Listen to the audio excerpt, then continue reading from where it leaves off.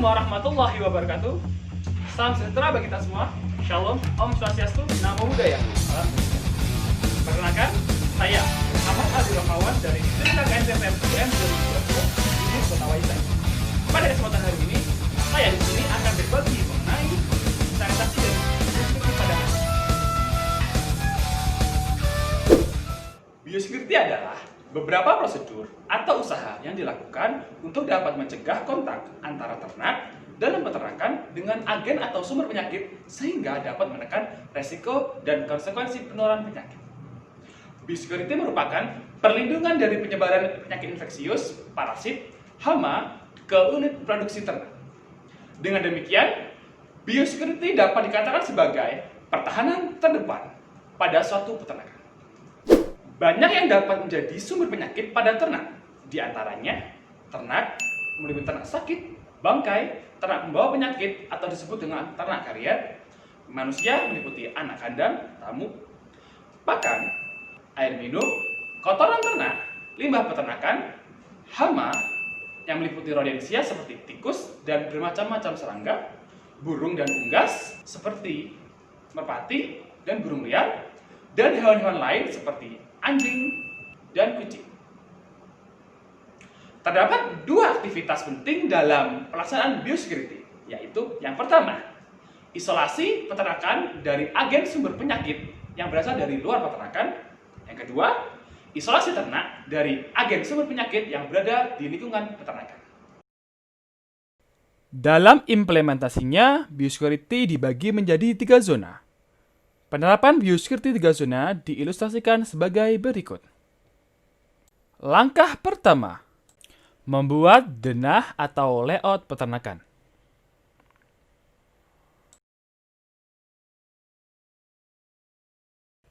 Langkah kedua, membagi area peternakan menjadi 3 zona. Zona merah adalah seluruh area di luar peternakan yang mempunyai resiko tinggi, banyak kuman dan bibit penyakit yang dapat menginfeksi ternak, terutama ayam.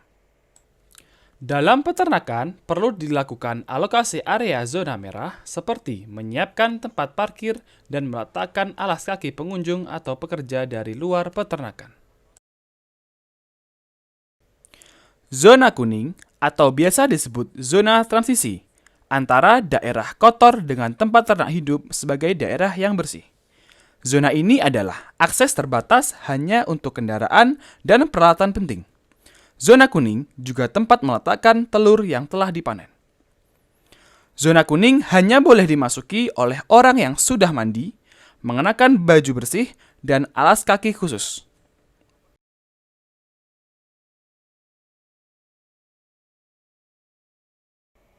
Zona hijau adalah zona utama dari peternakan, tempat ternak ayam berada atau tempat paling dilindungi dari ancaman kuman penyakit.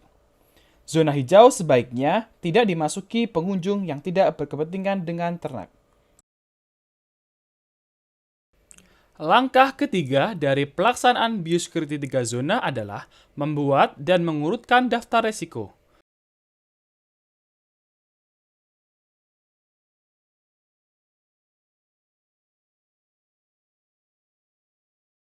Langkah keempat, setelah daftar resiko dibuat, mengurutkan daftar tersebut berdasarkan resiko tertinggi.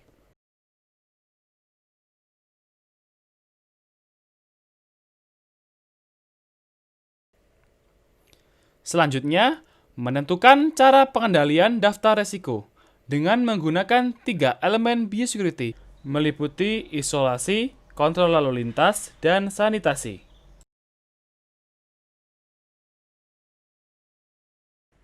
Isolasi. Isolasi bertujuan untuk mencegah bibit penyakit masuk ke dalam suatu peternakan dan menyebar keluar dari peternakan. Ruang lingkup isolasi meliputi waktu, misalnya istirahat kandang, jarak, dan penghalang fisik.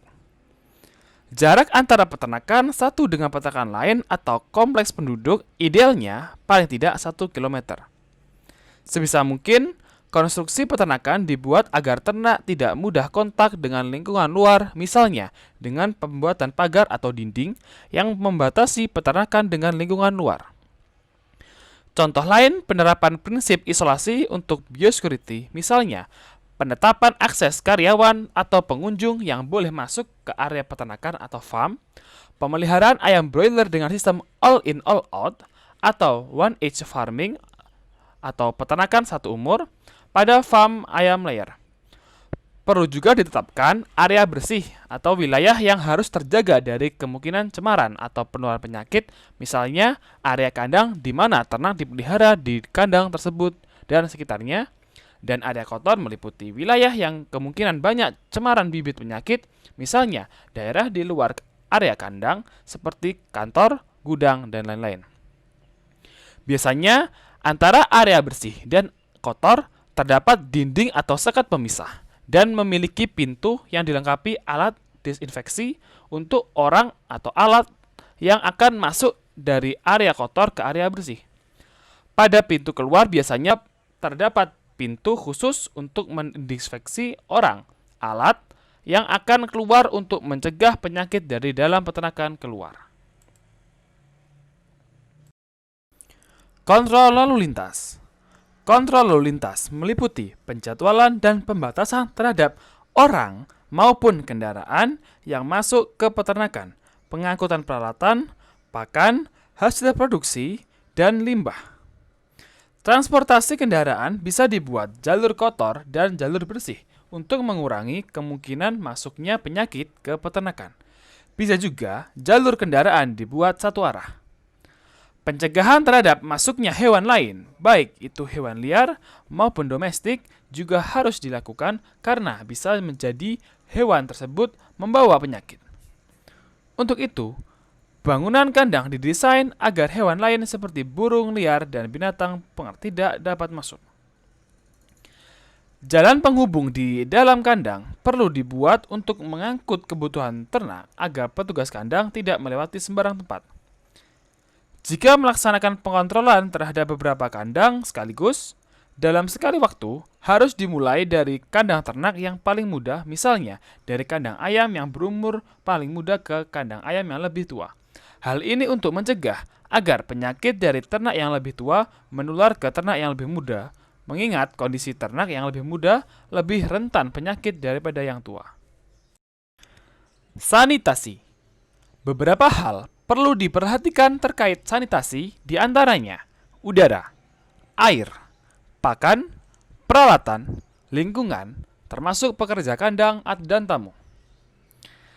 Tidak boleh ada penumpukan kotoran serta bahan dan peralatan yang tidak terpakai seperti peralatan, sisa pakan, sampah, dan sebagainya karena dapat menjadi sumber penyakit. Penyemprotan disinfektan, pencelupan tangan dan kaki harus selalu dilakukan pada setiap orang yang masuk maupun keluar lokasi kandang. Jika mampu, sebelum masuk lokasi kandang harus mandi dan berganti pakaian agar tidak membawa penyakit dari luar masuk ke area peternakan. Semua peralatan yang keluar masuk area kandang harus dipastikan sudah melalui proses sanitasi. Dilakukan istirahat kandang setelah pembersihan kandang minimal 14 hari untuk memastikan disinfektan bekerja secara optimal. Untuk memudahkan pelaksanaan biosecurity, dibuat pelang-pelang penanda seperti pelang pembatas antar zona, pelang parkir, dan lain sebagainya. Perlu dilakukan monitoring secara berkelanjutan guna memastikan pelaksanaan biosecurity berjalan secara maksimal. Mudah bukan? Dengan pelaksanaan biosecurity secara baik, akan menekan resiko penularan penyakit dan kematian pada ternak, sehingga pendapatan kita akan maksimal.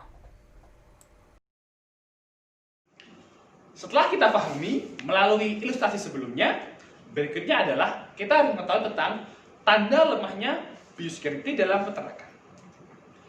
Beberapa tanda lemahnya biosecurity diantaranya, yang pertama, masuknya penyakit yang belum ada di peternakan. Yang kedua, penyakit yang ada di peternakan tidak kunjung hilang dari peternakan Anda dan cenderung berulang. Yang ketiga, kedua-keduanya ada di peternakan Anda.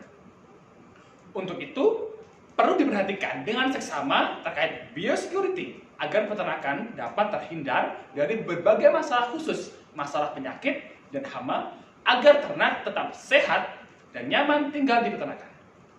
Jika sudah begitu, produktivitas ternak akan maksimal dan ternak akan terjaga kesehatannya serta terjamin aman untuk dikonsumsi.